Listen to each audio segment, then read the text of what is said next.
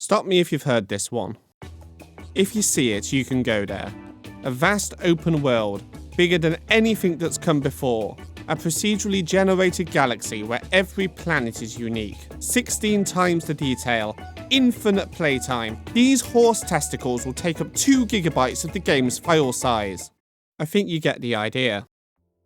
Video games as a medium have been striving to become more complicated, more advanced, more realistic, and there's absolutely nothing wrong with that. This isn't one of those "why modern games are killing gaming" videos. Rather, this means there's an opening for games to explore simplicity, and various games have stepped into that opening, including the subject of today's video, A Hat in Time.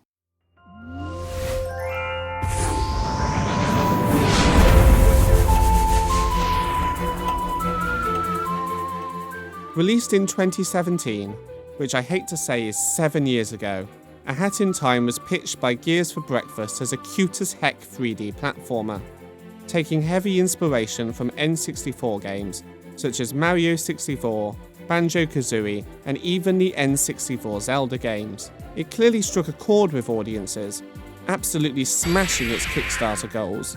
Upon its release, it received favourable reviews. But we don't care about what other people think in this video, we care about what I think, which I swear isn't an excuse for me to do less reading. Subscribe if you agree. Subscribe if you don't. So I'm going to detail my journey through the 7 chapters of A Hat in Time, saying what I think the game gets right and where I think it slips, trips and falls into a bottomless pit. Along the way, I will explain how the game takes a simple approach to many of its best moments, and how it experiments with simple ideas to get the most out of them. I'll be playing the PC version of the game using an off-brand Xbox 360 controller, because no expense is spared in the production of these videos. My name's Lord Spade, wearing my favourite fancy hat, and this is why I think A Hat in Time is a simple pleasure.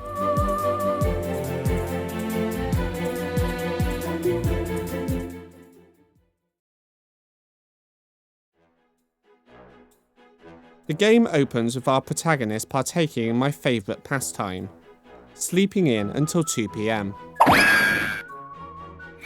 We get to wander around her spaceship in a section that plays the same role as the outside of Princess Peach's castle, a small initial sandbox to get us used to moving our character around. Except instead of green trees and blue rivers, we have a cute Roomba and a closet to hide many skeletons in. Okay, the game helpfully points us in the direction of this big glowing screen, so naturally we head in the opposite direction and start exploring the ship. We have a kitchen with a microwave which we can use to punish food that has gone bad. Is this kid okay? After exploring the ship and googling some therapy numbers, we check out the big screen. It tells us that we're heading home and have 40 pieces to do so, which is the fuel required to get us back. Sounds great. What could possibly go wrong? What could possibly go wrong then proceeds to knock on our window of our spaceship in space. Now this should obviously be impossible because there is no sound in space. Nevertheless, we go over to see what he wants. Turns out he's a member of the local mafia, doing some door-to-door extorting. We slam the door in his face, which causes the mafia man to punch a hole through our window, which sucks everything on the inside of the ship out into space. This didn't happen before when we opened the window, because it's a video game, don't question it. The timepieces all fly out and crash over the planet below, and we get sucked out into the deadly vacuum of space. Understandably, we find this perilous situation mildly annoying. We crash land on the planet in a happy place called Mafia Town and begin the first level. I take out some pent-up frustration on the mafia man who caused the events of this cute game to happen, when the camera does a full 360-degree roundhouse to introduce us to Mustache Girl, doing an impression of us falling from space on this poor goon's head.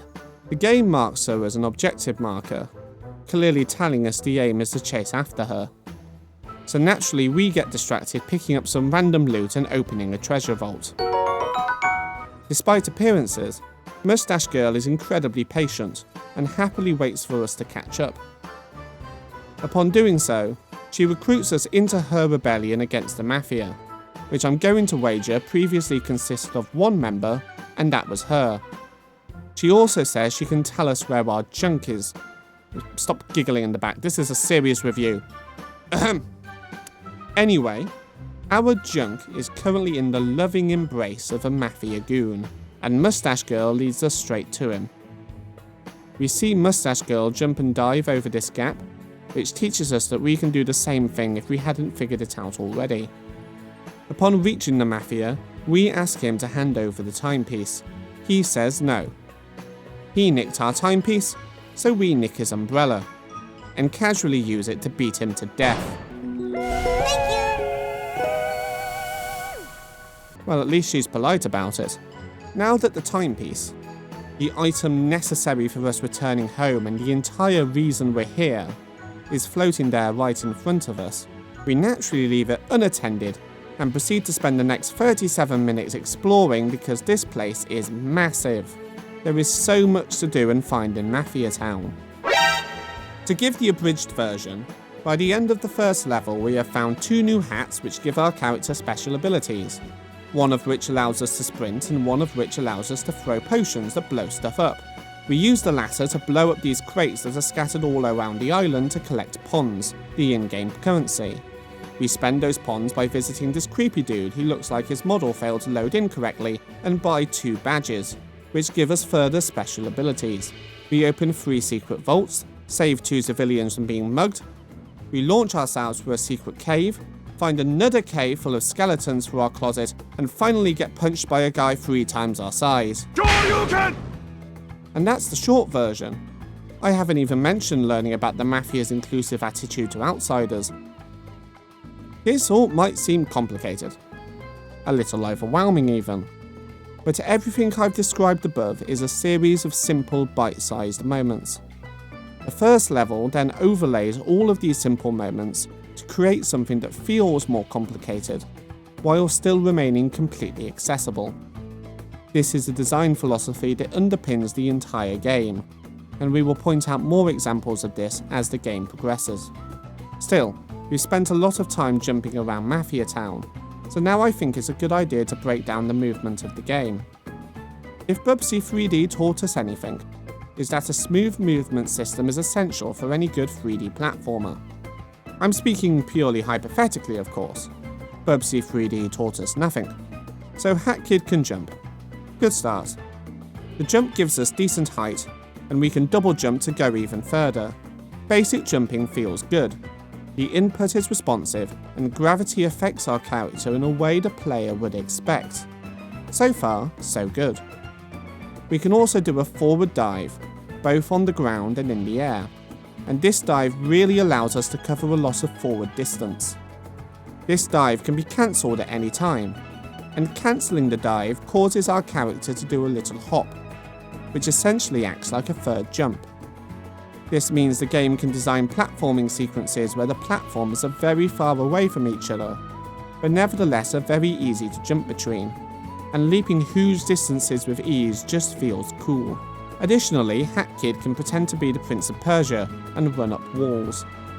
Most edges are grabbable, which allows Hat Kid to lift herself onto the platform she's grabbed onto.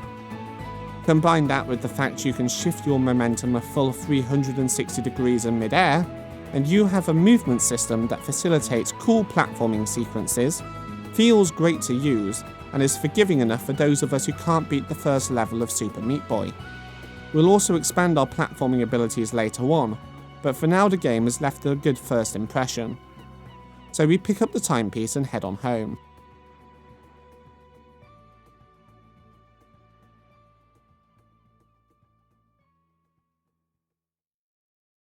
Our ship is all powered down due to a lack of fuel, but we soon get it up and running again. Straight into Chapter 2 we go. This level, Barrel Boss, is a mini-boss that serves as our combat tutorial. We'll just ignore the fact we engaged in quite a lot of combat in level 1. The Mafia have kidnapped Mustache Girl and are going to teach her the error of her ways on top of this pile of TNT, which is big enough to make even Wile E. Coyote sweat.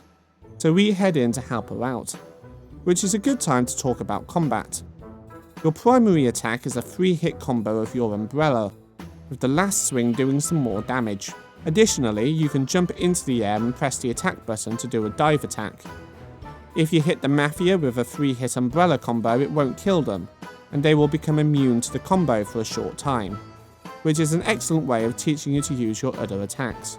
My only issue is that I sometimes had issues getting the dive attack to happen, which wasn't that big an issue when fighting on flat ground, but later on the game will use the dive attack as a platforming technique, and there it gets a bit more frustrating. If you have the brewing hatch, you can also throw a Molotov cocktail, which is just as fun as it sounds, and some badges allow you to use other combat techniques, such as allowing you to charge up a death laser. Overall, I don't think Dante or Bayonetta will have anything to worry about anytime soon, but combat in this game is simple and does the job nicely. Back to the level, and the mini-boss begins with the Mafia telling us to get lost. The Mafia goons then start to assail you, but we very quickly take them out. The other Mafia man then starts throwing TNT at you, which you will have to avoid. As you can see, I was very good at this. He then says he will show me how the Mafia deal with old ladies, which is very good environmental storytelling, because there are no old ladies in Mafia Town. Wait a moment. Oh no! Grandma must be avenged, and we do this the old-fashioned way, with an explosion to the face. This causes the Mafia man to team rocket away, and we collect the timepiece. Mustache Girl then says that there's more timepieces at Mafia HQ, and she agrees to help us get them. We're officially friends now. How cute. Once back in the ship, Mustache Girl gives us a lecture on how to infiltrate the Mafia HQ. She says that we need to strangle the Mafia. Wait, what? Now she's saying we need to carve out their organs and put them in a jar. And our character is just nodding along, as if this is a perfectly normal thing to suggest. Do I need to call the social services? Though the most disturbing thing of all is that she has the audacity to call our hat basic, whilst we're wearing a snappy witch hat. We've only just achieved friend status. Don't make me revoke our friend badge. Still, in the next level we pretend to be a spoopy ghost alien in order to chase this Mafia scientist, and scare him into giving us a timepiece.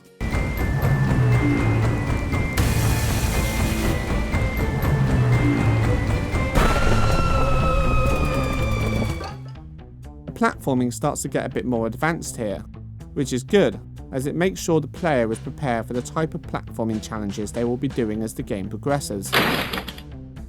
But it's nothing our pro gamer skills can't handle. The following level has us actually infiltrate the Mafia HQ. We shoot ourselves out of a cannon and find Mafia men throwing garbage at Mustache Girl. Really poorly, mind you, doing no damage to her whatsoever. So we teach them how to properly throw stuff at people's faces. With the education done with, we enter Mafia HQ. This Mafia man kindly informs us that this isn't a place for small children. Duly noted. What proceeds is a small puzzle to collect items and keys, so that we can sneak into the theatre via the kitchen freezer. One thing I should mention so far is that A Hat in Time is showing an excellent variety of level types and objectives. We've already had a platforming chase sequence, a combat level, an open-ended exploration level, and now a small puzzle sequence. The game will continue to experiment as it goes along, and it's one of A Hat in Time's greatest strengths. We make it into the Mafia's throne room and meet the head honcho of the Mafia. He says that if we want to take his timepiece, we will have to settle it Mafia style. And before we even have a chance to consider our options, we're launched straight into a boss fight set in a theatre, with all of the budget of a school pantomime. Shout out to this one Mafia member playing a tree. That's every drama student's dream right there. The Mafia boss fight is simple but effective. He will do an attack, and then you will counter with an attack of your own. The type of counter-attack depends on the attack the enemy is doing. I want to save an analysis of how this game designs boss fights for a later fight, But for now, let me say that the boss fights are kinetic, fun and engaging. The only part that gave me trouble was this bit with the Mafia ball. I presumed it did contact damage and I would have to wait it out. It wouldn't be the first time a boss phase just required you to wait. It was only when Mustache Girl screamed at me to attack him did I realise I was meant to climb the ball to hit the Mafia boss. Other than that though, it was a good time. We defeat the Mafia boss, who explodes into purple goop before we get the timepiece. Then Mustache Girl takes the timepiece and accidentally drops it, rewinding time slightly. Upon realising what it does, Mustache Girl suggests we use the time power to fight crime and defeat the Mafia. We refuse to let her. I presume the game is going for a "this power is too dangerous for anyone to handle" moment, but given our recent behaviour, I think we refuse just because we're evil. Mustache Girl gets a bit miffed and says that she will collect the timepieces herself. She doesn't take our one though, which is thoughtful of her, instead opting to pickpocket half of our pawns. This act makes us mortal enemies, a situation which we find mildly annoying. The chapter doesn't end there though. There's 3 more levels in chapter 1, which presents this video with a conundrum. You see, we've also unlocked chapter 2, and I need to decide whether I cover each chapter separately or cover the levels in the order I played them. Comment below which one you think I should do. Anyway, we're going to cover each chapter separately in its own section, for the sake of my own sanity, which apparently exists. The next level is called Cheating the Race, and involves you racing a Mafia man riding a rocket across Mafia Town to reach a timepiece. Oh no! Despite this being level 5 of the first chapter, this could well be the last level of the base game you play before the final boss. That's because it requires you to have a hat that you get in chapter 4, which is the final chapter in the base game before the final boss. Which means that this is a good time as any to talk about the game's titular hats. Throughout the levels you can collect yarn, which allows you to knit different hats, and each hat gives you an ability which you can activate by pressing left trigger. The standard hat will point you in the direction of your current objective. The sprint hat will let you sprint, and you can upgrade it with a badge to allow you to ride on a scooter instead. As mentioned, the brewing hat allows you to concoct explosive potions that can be used to break glowing crates and disfigure an enemy's face. It also looks the coolest, which is one of 2 objective points I will make in this entire video.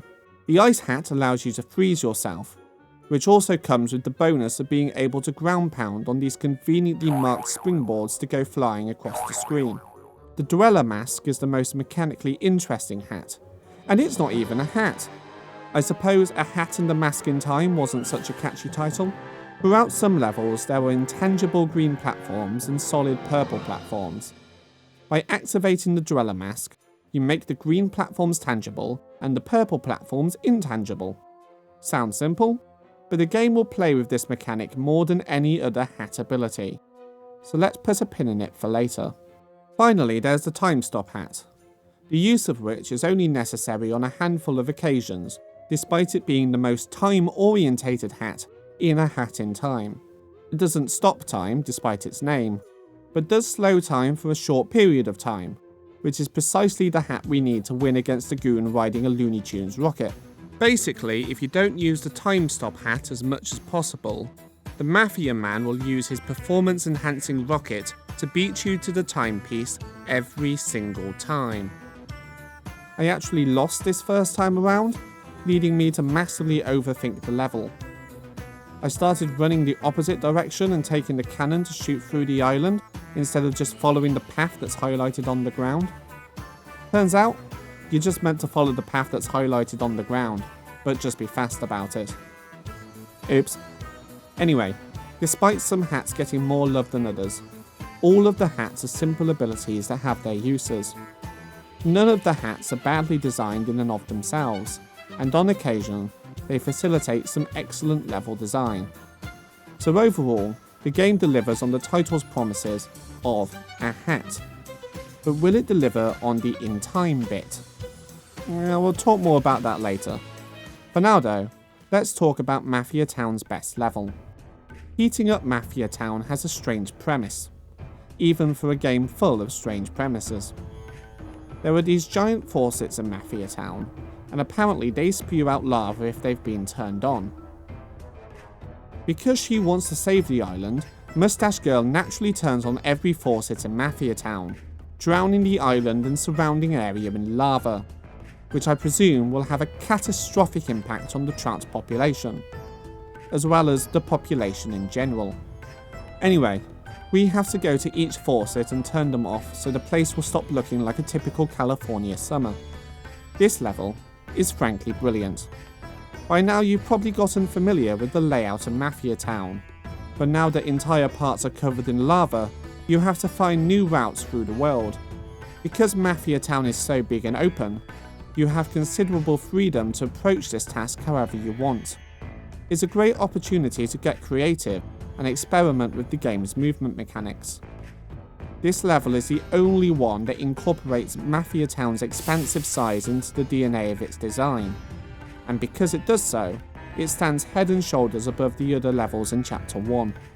Turn off all the faucets and the Mafia will hold a feast in your honour, and proclaim you the saviour of Mafia Town. What an excellent conclusion to Chapter 1. Is what I would say, if there wasn't one more level. Inside the Golden Vault has a mechanically similar objective to heating up Mafia Town. There's a Golden Vault, and you need to scroll the entire level to gather the numbers for the code to open the vault. Problem is, Mafia Town is just normal at this point. And whilst the lava faucets were placed in clever positions to facilitate creative platforming, the vault codes are just placed in random parts of the map. The result is a level that, whilst not offensively bad, is just completely forgettable.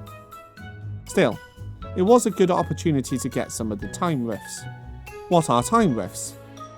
Well, to explain, let's rewind time a bit.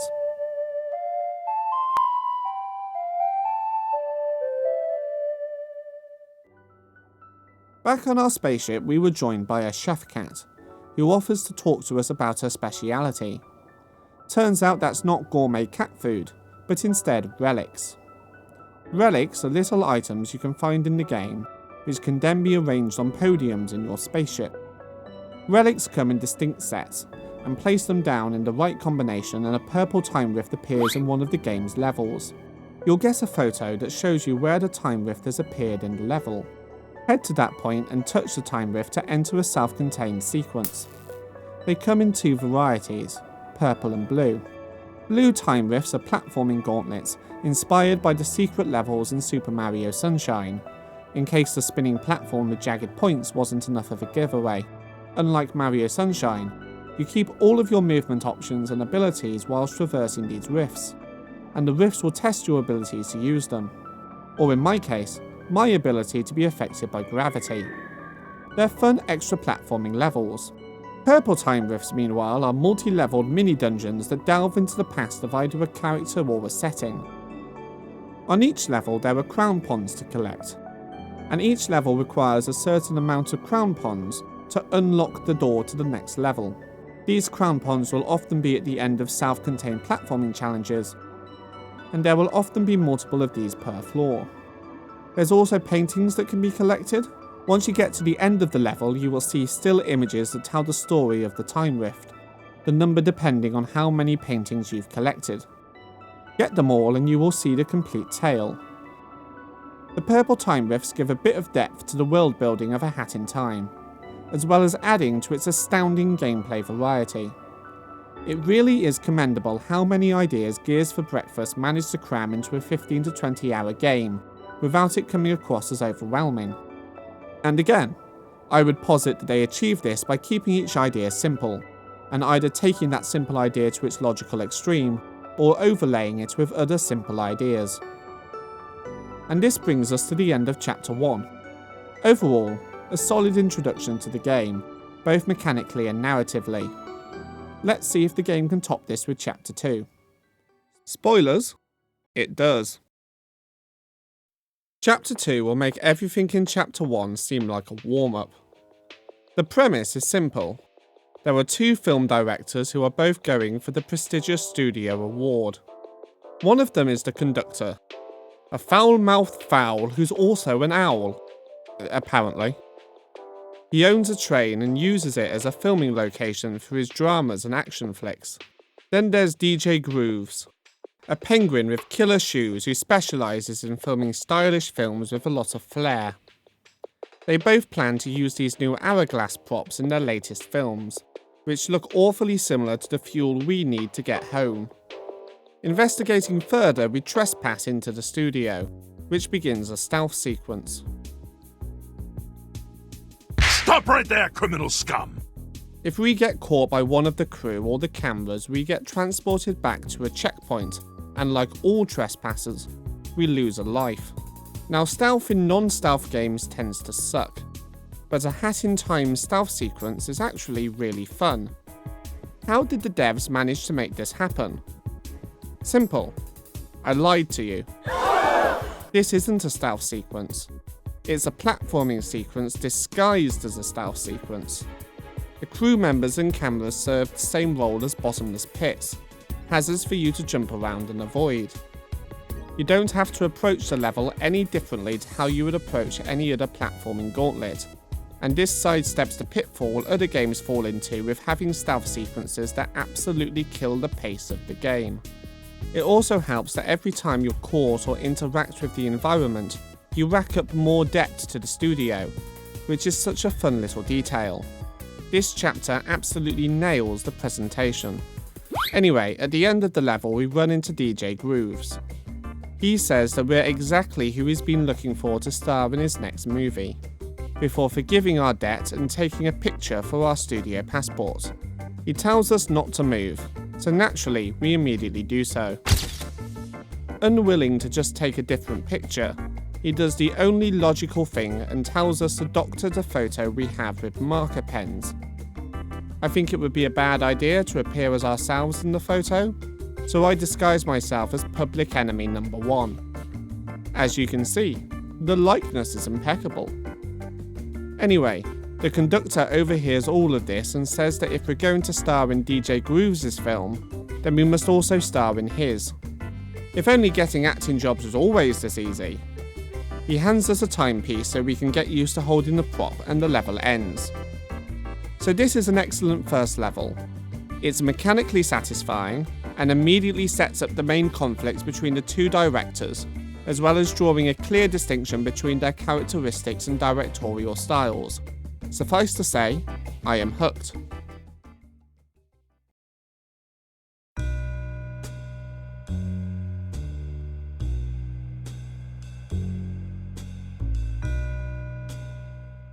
The developers were clearly proud of the next level, considering they gave it its own trailer and promotional materials. And it's no wonder why. The developers clearly started flexing their creative muscles with Murder on the Owl Express. The level starts with us exploring the conductor's train, the set for his upcoming new movie. We're quickly accosted by some crows who tell us to be careful when sharing personal details, and that he can make my life more secure. Sounds like he's about to spin into a NordVPN advert. He asks us for my favourite combination of letters and numbers. Why, that's the same as my PIN number. 1111111111. More crows ask me questions. What is your uncle's sister's maiden name? 11111111. If you had a pet, what do you think the name of your pet's childhood pet would be? Why, that's obviously 11111111. Which body part of yours are you the most ashamed of? 11111. That's also why I chose my PIN number to be 11111. We explore the Owl Express until we get to the front of the train. There we get a phone call telling us that our lovely family member 11111111 has been captured by the evil voice on the phone, who for clarity I will call 11111. 111111 says that they've caught 11111 and we better come back to the end of the train, because otherwise 11111 will make 11111 end up like a 11111.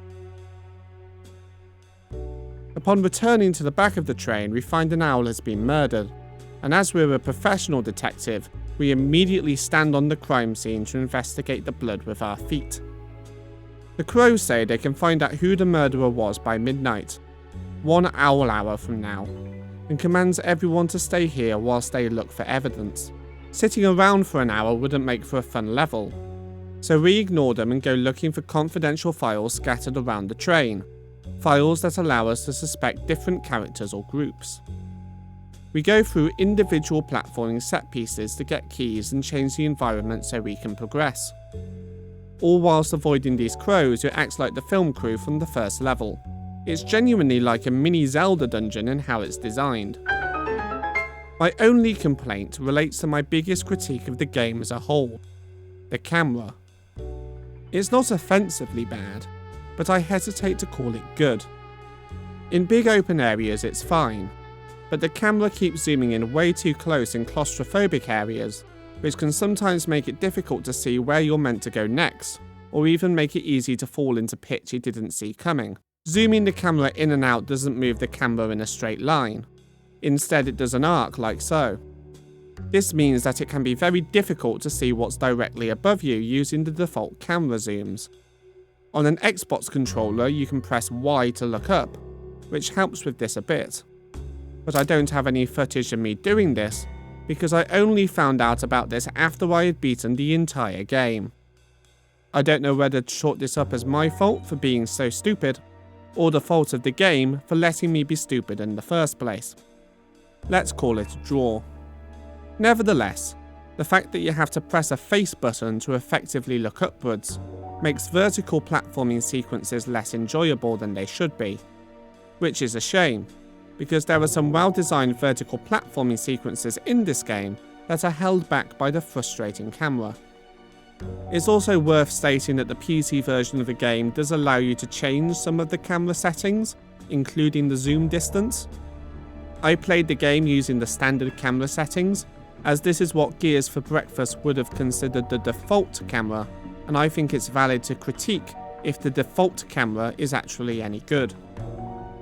And some of the time, it just isn't. Once we have gathered all the files, we're summoned back to the crime scene. Crows say they haven't found any evidence, presumably because most of them spent all of their time sitting at tables, talking about how embarrassing my 11111 was.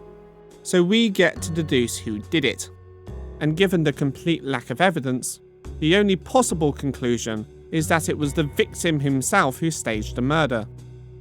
I definitely chose this option because I genuinely thought this, and not because I thought it'd be funny to accuse the deceased. But lo and behold, I'm right. The guy faked his own death to get off cleaning duty, but in doing so flooded the floor with ketchup and now has more to clean up. What a twist. Agatha Christie, eat your heart out. The conductor reveals that it was all just a movie anyway. Another surprise twist that we definitely didn't see coming in this movie-themed chapter. He gives us an hourglass prop, and we get to go home. Each of the game's 4 movie levels end with a little credit sequence, which is a lovely detail. Depending on our performance in the level, the movie is given a rating, the amount of which is assigned to the respective director's total point score. This will be relevant later. For now though, let's see what DJ Grooves has cooking.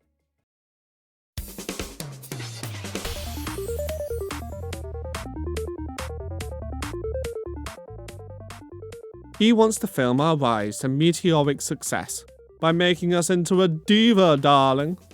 To become the diva of destiny, we must go around town, getting photos snapped by the penguin paparazzi and doing TV spots alongside DJ Grooves. One TV spot has us doing a cooking show, and DJ Grooves tells us whatever we do, do not say the word peck, which in bird language is the equivalent of me saying. So naturally, when he asks us what sauce we put on our sausages, we immediately say peck! This causes DJ Grooves to hush us away before the older penguins realise what we've said. I also tried to say peck when he asks us what number card this penguin is holding up, but he just ignores us. Get enough diva points and DJ Grooves will say we can have the timepiece. Overall, this was a really simple but fun level. Theoretically, this level should have all the problems that the Golden Vault level has. The paparazzi and the endorsements aren't in any areas that require interesting platforming to get to, and are just randomly scattered throughout the level. However, this level has two key differences to the Golden Vault level. Difference 1 is that this level is much smaller than Mafia Town, and is a brand new area that we haven't explored before, and this point means that traversing the level feels fresh. Difference 2, the big difference, is that the presentation is so much better here. The music is upbeat, the little pictures of Hat Kid are amusing, the TV endorsements are funny, and they all combine together to immerse me in this diva film I'm trying to make. Basically, this level is fun, the Golden Vault one isn't. Yeah, probably should have just led with that. In the conductor's next film, he's rigged his entire train to explode in 2 minutes. And the conductor wants us to method act in this film, so the train has been rigged with real explosives. The only way to stop it is to get to the front of the train and partake in an intense platforming gauntlet. This level is great. The platforming is well designed, the train falling away as you go makes the entire sequence dynamic and desperate. The jazz band appears sporadically as you go, presumably playing the excellent music that accompanies the level. The gimmick of having to stand on these specific platforms to open the way forward is developed as the level progresses. The camera works way much better with horizontal platforming sequences compared to vertical ones. Overall, amazing level. Moving on. The final movie level has us leading a parade for all of the penguins, in what amounts to a festive version of the cosmic clone levels from Super Mario Galaxy. You've been placed at the head of the band, who will follow your every move exactly as you do it, and they will not wait for you if you decide to stop.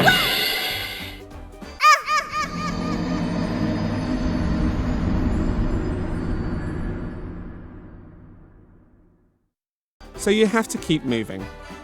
Eventually, DJ Grooves will ask you to go to specific places to turn on the pyrotechnics, which essentially adds more hazards to the mix. Now you're not only running from a band, but also homing rockets. I like to think we're only being put in mortal danger, so DJ Grooves doesn't have to pay us for our work if we don't survive. Unfortunately for him, we do survive long enough for him to get the footage he needs, and we can take the timepiece and go home. This level had excellent music and a fun idea. However, I did feel it did drag on a bit considering all I'm doing is jumping around in circles. It was still fun though, and now it's time for the finale. After completing the 4 movie levels, the conductor had accrued the highest score, and that meant that he won the annual Bird Movie Studio Award. If DJ Grooves had got the highest score, then it would be him receiving the award instead. We attend the ceremony, during which the conductor tells us he doesn't want to see us again and to go away. Though I don't think the conductor has eyes, so he probably can't see us that much anyway, which would explain why his movies turn out the way they do. He tosses us another timepiece and we head back to the ship. But once there, we receive a phone call from a mysterious individual. He claims that the award was rigged with the power of the timepieces, and if we want to find out the truth, we'll have to descend below the depths of Deadbird Studio. Something sounds familiar about this guy's voice, but I can't quite put my flipper on it. Still, we heed his advice and select the first level of Deadbird Studio. However, when we enter this time, the place is abandoned, although there are still several cars parked in the parking lot. Spooky. We head through the pitch black studio until we find the Mass Effect elevator, that over a long period of time descends deeper and deeper into Deadbird Studio. What follows is quite a lengthy platforming sequence, which unfortunately is held back a bit by the lackluster camera. It was sometimes a little difficult to figure out where I was meant to go next, particularly in the room with all the storage containers. And whilst you can use your hat to point you in the right direction, it won't tell you how exactly to get there. We do get to see the director's dressing rooms and the movie posters for the films we starred in though, which is a lovely world building touch. And eventually we make it all the way through to the conductor. The conductor refuses to give us his timepiece, saying if we want it, we have to tear it from his cold, dead hands. So business as usual for Hat Kid. I want to take this opportunity to discuss how A Hat in Time designs bosses, because the conductor fight illustrates their philosophy beautifully. Essentially, each boss fight is designed around a simple call and response structure. The boss will telegraph an attack. That attack will have a response, which often allows you to get a single hit of damage in, which will then be followed by the next attack and response, so on, so forth.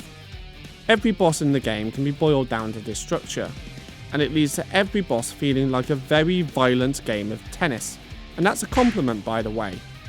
Wimbledon would be a lot more fun to watch if halfway through Andy Murray started beating the tennis balls out of Roger Federer while speaking in a thick Scottish accent. Dirty picnics! So to use the conductor fight as an example, let's take the move where he lunges at you with his knife. The screen goes dark, this telegraphs the attack. He then lunges at you, and your response should be to jump out of the way before either diving at him or whacking him with your umbrella. Sounds simple, but Gears for Breakfast adapt the conductor's attacks as the fight progresses, so the player's response also needs to be adapted. With the aforementioned knife attack, the conductor starts throwing out 3 knives instead of 1, meaning you have to jump more before you get your attack in. A simple adaptation, but it doesn't stop there. Partway through the fight, the conductor will press start on his controller to pause the battle. This is against tournament rules, but he seems like the type to not give a peck. He tells us that he only ever lost one single studio award to DJ Grooves, Award 42. With the power of the timepiece, he could go back in time and fix this grievous injustice. We tell him no, and as you probably expect, he takes the rejection well. So well, in fact, he straps a time bomb to us, which by this game's standards is an oddly normal occurrence. The added time pressure now means you're incentivized to not sit back and wait for the openings at the end of attacks, but to find the openings at different parts of his attack phases to rack up more damage. It's still a simple call and response structure, but your response is happening before the conductor has even had a chance to finish saying hello. You're essentially looking for calls in between the calls. Eventually, DJ Grooves shows up and pulls out a massive pair of scissors to defuse the bomb. In response, the conductor summons the Owl Band to chase after you like they did in the Big Parade level, although this time with an intention to kill. This means that you now have to adapt your responses to the positioning of the angry marching band homing in on your position. This means you will have to mix up the angles of your attacks, and sometimes it won't be safe to counterattack at all. It doesn't hold us back though, as with one last whack of our umbrella, we put the dead bird in Dead Bird Studio. This boss fight is, if you pardon the pun, impeccable. Not only is the presentation on point like every other level in the chapter, but the devs took the simple call and response structure of their boss fights and applied equally simple adaptations to create an excellent encounter. So Chapter 2 was phenomenal. Its presentation masterfully sold the movie theming. There's some absolutely bopping music, and every level brings a different gameplay style to the table. The climax is also satisfying, with an anticlimactic fake-out ending leading to one of the best boss battles in the game. Will the other chapters surpass it? Spoilers?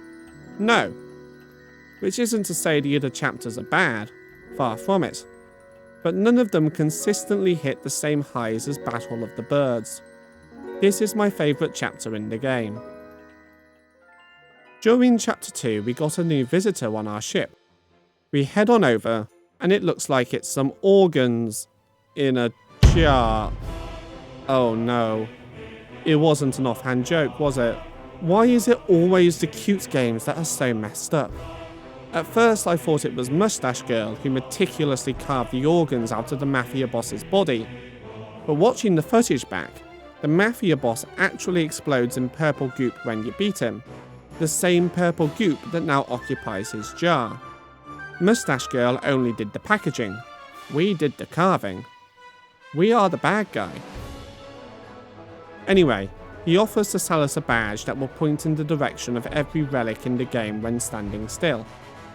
I don't have enough money to buy it now, but I'm sure I will come back to get it later and definitely not forget it exists. Let's move on to Chapter 3, the Subcon Forest. It's set in a spooky forest. You can tell it's a spooky forest because there's bioluminescent mushrooms alongside an emphasis on the colour purple. It's a dead giveaway. We see a little guy standing in front of us, basically begging us to follow him. However, we get distracted ascending this giant tree, a little optional platforming sequence that rewards us with a paper bag relic, which when you stop and think about it, is just a dead carcass of an actual tree. Given the theme of this level, that's an excellent and definitely intentional little detail. Eventually we humour this friendly evil spirit, following him down this path until we get caught in a bag trap. After smashing our way out, we're greeted by this happy fellow, who's laughing so hard he must have just finished watching my other video analysing Shovel Knight. It's the only possible explanation. The happy fellow never tells us his name. Apparently he's called The Snatcher. But I'm going to call him Bob. He looks like a Bob. Bob proceeds to tell us that he normally devours anyone who enters his domain, but it's our lucky day because he needs us to do some unpaid labour, and to make sure we do it he's going to keep our soul hostage. I didn't expect this game to have a realistic depiction of the job market, but here we are. A couple of fun facts. You can get a badge upgrade for your sprint hat that makes you ride a scooter instead. Ride on the scooter here and it's completely invisible, which is very silly looking, but not quite as silly looking as riding an actual scooter in front of this game's version of Mephistopheles, so I guess it's fine. The other detail is that you can decline the contract, at which point Bob just eats your soul, meaning we have to start over. Nom, nom, nom, nom, nom. So we sign the contract and get on with the first task.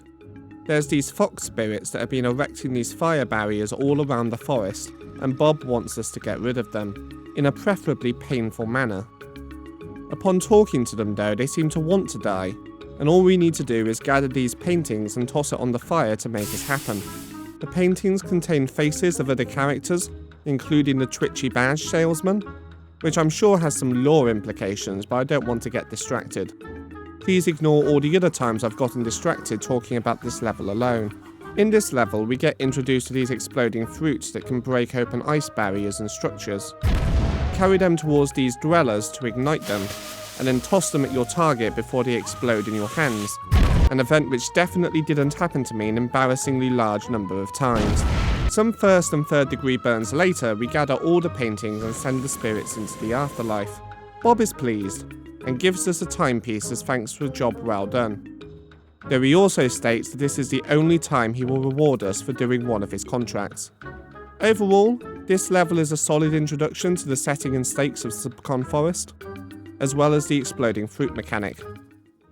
The next level has us hopping over a poison swamp towards a clogged well to see why it's clogged.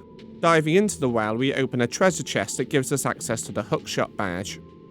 The hookshot is a really cool movement ability that allows us to swing in midair from, well, hooks. Swinging feels just as exhilarating and responsive as jumping long distances, and allows the devs to get even more creative with the platforming challenges. In this video we've already seen the hookshot being used to great effect in the train rush level. I do have one complaint, and that's how the hookshot is a badge instead of just a permanent upgrade to your movement abilities. The hookshot becomes an integral part of how a lot of platforming sequences are designed, which means it likely will just end up taking permanent residence in one of your 3 badge slots, to the point I'm pretty sure it now has squatters' rights. This limits the individual creative expression that the badge system theoretically allows for. Additionally, most of the badges aren't really that exciting. The only spicy ones that meaningfully alter the gameplay are the one that allows you to shoot a death laser from your umbrella, and the one that turns your sprint hat into a scooter. The others are just quality of life or hard mode changes. The badge system is unfortunately quite underwhelming. What is not underwhelming is the platforming sequence that occurs after getting the hookshot. It starts by us using the hook to unclog the clog of Subcon well, flooding the well with water. We then need to platform up the well to escape the rising water, in a sequence that serves as the perfect introduction to how the hookshot works and how it feels to use. By the time you escape the well, swinging from the hookshot will feel just as natural as jumping. Excellent. Up next is the impressively named Toilet of Doom. What it did to deserve that title is never mentioned, and that's probably for the best. We become a plumber, and have to fix this dysfunctional toilet because Bob has been holding it in for weeks now. We do that by kicking the shit out of it. That's the technical plumbing term, by the way. It will attack with a variety of attacks, including ground slams that emit shockwaves, chucking explosives at you, and trying to smash you with cages that fly across the arena. At one point it will stand on top of a massive time bomb that very politely gives you enough time to jump up to cages and whack the toilet and defuse the bomb. It's quite a tough but fun fight.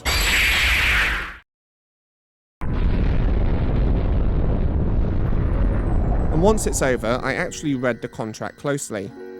The contract reads that my soul escaped into the outhouse, presumably possessed the Toilet of Doom, and that means I've technically been fighting myself this entire time. This also gives a bit of insight into Hat Kid's personality, which can best be described as chaotic neutral. I have mixed feelings towards the next level, Queen Vanessa's mansion.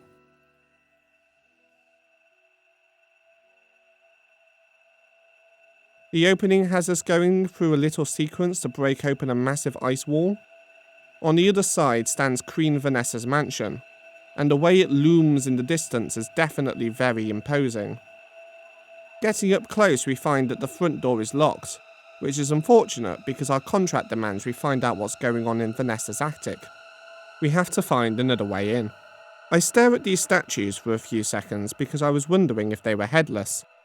If you do this, they will come to life without warning and proceed to beat you to a pulp. Turns out the statues are headless, and now so am I.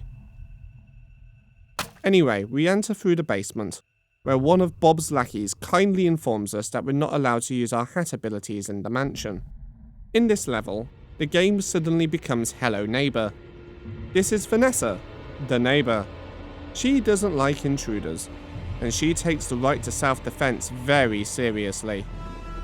If she sees you, jarring music plays, and Vanessa will chase you in a manner so scary that it made me need the Toilet of Doom afterwards. If she catches you, it's an instant kill, and the only way to escape is to go into another room. So it's a horror level, and full disclosure, I'm not a personal fan of horror as a genre. I'm trying to keep that bias out of my analysis here, but it's worth mentioning anyway. Even accounting for that, my feelings about this level are still mixed. You see, the premise is that you have to solve a couple of puzzles to get keys to unlock the next floor. The puzzles aren't that difficult, but what spices them up is the presence of Vanessa.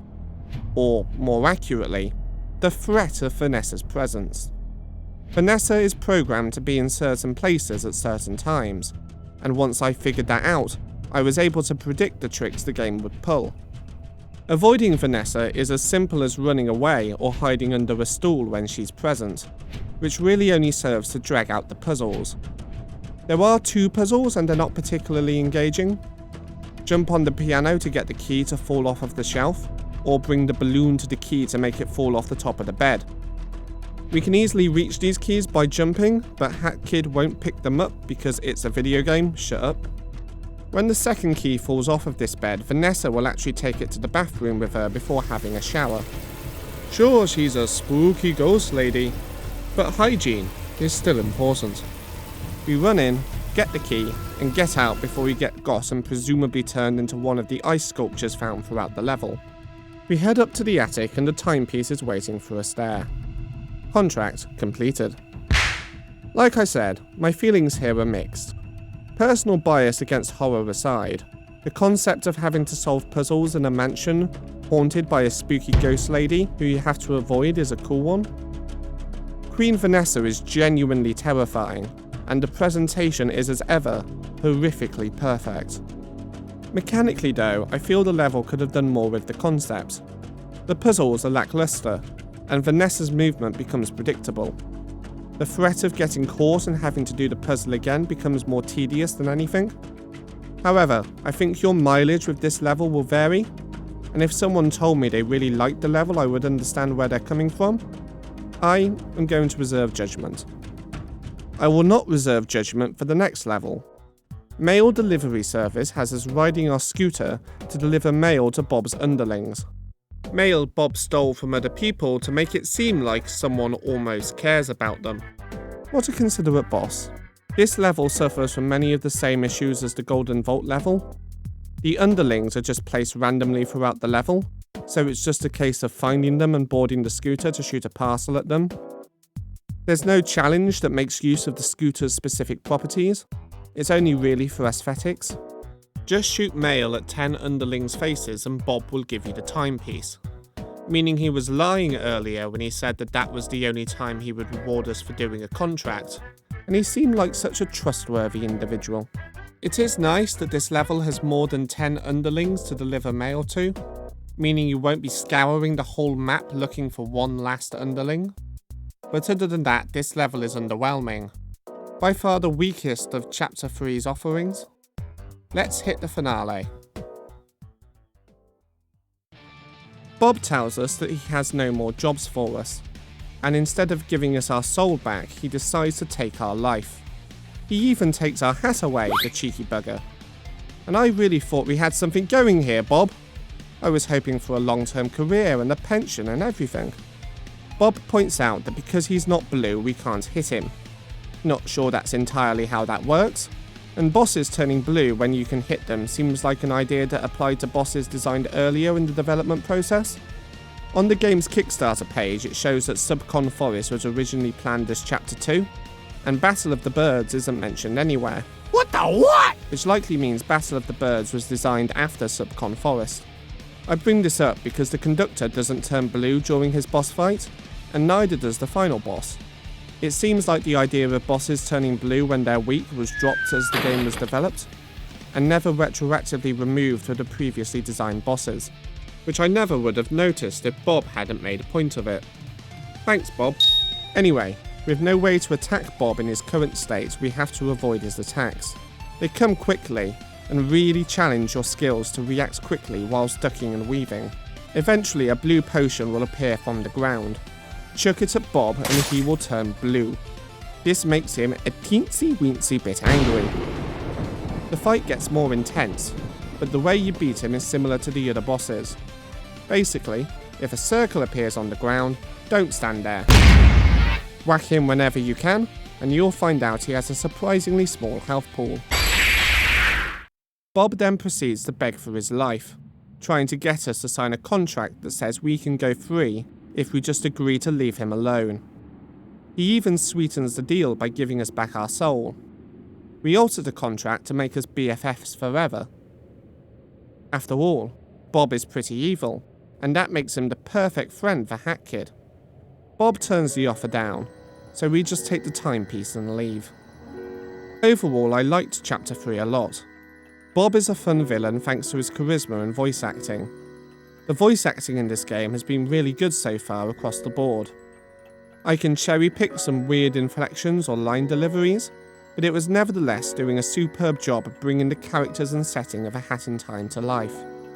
Speaking of which, the setting of Chapter 3 was interesting, and whilst I think the chapter's levels didn't always get the most out of their mechanics, I still had a good time playing them thanks to the characters and atmosphere.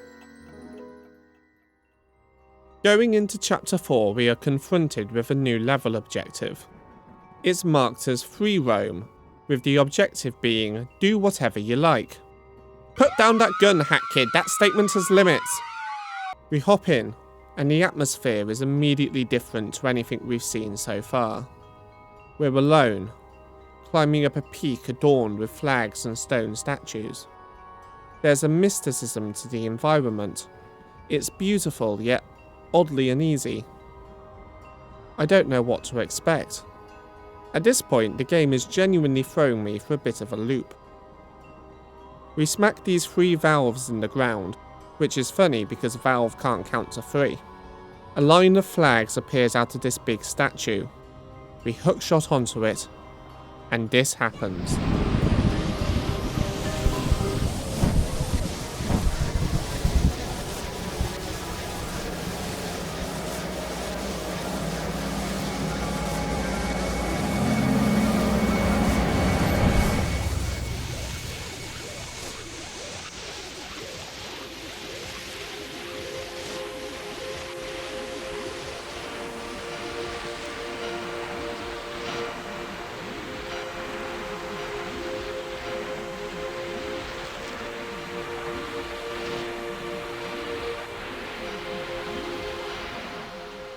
That's right, we have ascended into heaven. A place which, given Hat Kid's actions so far, is definitely somewhere we do not deserve to be. In all seriousness, the introduction to this chapter is breathtaking. The way the screen warping and the emphasis lines get more intense as you go through the storm clouds, only for them to ease up when you see the Alpine Skyline, is really what sells the moment for me. It's a high that, unfortunately, this chapter won't hit again. But we're getting ahead of ourselves. The Alpine Skyline is a series of cloud-piercing peaks that are inhabited by these stompy goat fellows. The conceit of this chapter is that there are 4 timepieces in the far corners of the map. To get to each of them, you'll have to find these horns that you can blow into. This reveals a line of flags that you can then hook onto to reach the next zone. Each zone is a series of peaks with its own self-contained platforming challenges. It's a bit like the islands from Wind Waker, if they were connected by a washing line instead of an ocean. The 4 main zones have a timepiece at the end of them. When you collect them, you return to the central island instead of the ship and carry on collecting. You can collect the timepieces in any order. And speaking honestly, I don't have too much to say on 3 of the 4 major platforming challenges. Not because they're bad, but because my analysis essentially boils down to the game's platforming is pretty good. I'll nevertheless point out some things that I observed. I go to the birdhouse first, which, as the name implies, is the roost of the bird enemies that we first saw in Mafia Town. They have some new buddies, including these bouncy birds who will just send you flying to your death, and these barely hatched eggs that run at you and explode if you get too close. Gee, it's not easy being young, is it? There's a lot of winding paths in the birdhouse. Yet despite that, I never particularly got lost, which must mean that the area is well designed. It's a real high IQ take right there. The only weird thing is this ladder, which for some reason was one way. I tried going back down the ladder and it triggered a fallout that respawned me at the top. That was weird. Almost as weird as this massive bird that sleeps up here. They look a bit like a loaf of bread, so I'm going to call them Warburtons. Warburtons remains fast asleep throughout the level, and we can bounce off their body to reach the timepiece. The lava cake is next. As the name implies, it's several layers of horizontal platforming challenges arranged in a vertical formation and covered in hot goopy lava. It's basically what Bowser would make if he ever took up baking. The main challenge here is these platforms that dive in and out of the lava. This means the challenge here isn't just about positioning your jumps, but also timing them. The next one is the Windmill Peak. It's a vertical platforming gauntlet through the inside of a giant windmill. The actual platforming is varied, challenging and well designed, but I did find myself wrestling with the camera a few times, which soured the level a bit for me. It was also occasionally a bit difficult to figure out which platform I was meant to jump to next. Probably my least favourite of the 4 Skyline platforming levels. So let's move on to my favourite, the Twilight Bell. Ascending this peak and ringing this giant bell sends us into the Twilight realm, not that one. This is the realm of the Dwellers, the little spirit worms we used in the Subcon Forest to blow ourselves up with explosive fruit. So let's take away the pin we put in the Dweller mask earlier, because this is a puzzle platforming level, where the Dweller's mask abilities are the main focus. As I mentioned, activating the Dweller mask emits this green aura that makes these intangible green platforms tangible, whilst doing the opposite to these purple platforms. But there are also these bells you can ring that emit a temporary aura that does the same. If you overlap your Dweller Mask's aura with the bell, the two actually cancel each other out. Add in these red dwellers that emit an aura that make both green and purple platforms intangible regardless of who's doing what, and you have an excellent series of mechanics for some fun puzzle solving. The Twilight Bell mixes and matches all of these elements, takes them to their logical extreme, and then ends before the ideas outstay their welcome. A Hat in Time is at its best when it's taking simple ideas and overlaying them to create something more nuanced. The Twilight Bell is the quintessential example of this. Mix in some excellent environmental design and you have the best level of the chapter. So let's talk about the chapter finale. After collecting each of the timepieces, a short cutscene plays where these purple plant seeds float towards these goat fellows who are just standing there. They sniff the seed and the cutscene ends.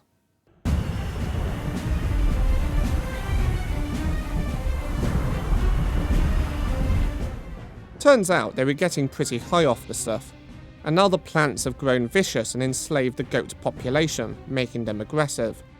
Not that the little guys seem to be that bothered. This way for the lava cake! That's great, little guy, but forgive me, I have to stop the apocalypse. Stopping the apocalypse basically amounts to heading to the plants located in new offshoots of the windmill, lava cake and birdhouse areas, before weeding them with your umbrella. The plants will try to stop you with an increasingly intense arsenal of projectiles, as well as getting these goats to give you free hugs, but it's nothing too difficult to deal with. Once all the plants are dealt with, the thunderstorm subsides. The goats return to normal, and the most metal episode of the Chelsea Flower Show comes to an end. We get given a timepiece and head on home. So my feelings on this chapter and its finale are mixed. For one, it's clear that the focus of this chapter is the environment of the Alpine Skyline. That's why there aren't really any characters to interact with in this chapter, and why you don't get booted out of the skyline after collecting each timepiece. It's to immerse you into the environment. That's why I understand the decision to not have a single entity be the boss encounter for the chapter, but rather have an environmental threat instead. There are, however, 3 key problems that I have. One is with the design of the encounter itself. The actual platforming gauntlets created by the plants are underwhelming, and the fact that these little guys don't react to the world falling apart around them breaks my immersion, for both the environment and the setting. Second is the simple fact that antagonistic characters are more enjoyable to beat up than faceless plants. A lot of A Hat in Time's charm comes from its characters, and not a single named character is introduced or developed within this chapter, which is just going to make the chapter less memorable overall.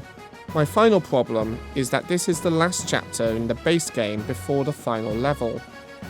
I'll talk more about the game's narrative as a whole towards the end of the video, but put simply, there's no rising tension present in this chapter at all, which takes the wind out of the climax. Everything that happens here is divorced from the rest of the game, and that's by design. That's part of the point of the chapter. But this only really works if it's placed somewhere in the middle, where these divorced happenings don't impact the game's overall story or pacing. Unfortunately, that is not the case, and A Hat in Time is worse off for it. To me, it felt that the free-form open nature of this chapter made it feel the most like a Banjo-Kazooie-esque collectathon when compared to the other chapters, which took more structural inspiration from the 3D Mario games. Each zone even comes with a checklist of items to tick off. I appreciate what Gears for Breakfast were trying to do with this chapter. The introduction and the Twilight Bell are 2 of the game's best moments. Unfortunately, the rest of the chapter just kind of exists, which wouldn't be that bad if it wasn't the last fully fledged chapter before the base game's final level, but it is, and as such, Gears for Breakfast didn't quite stick the landing. Here we go!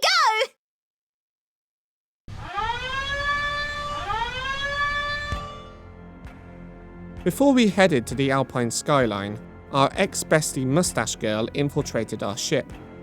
in space.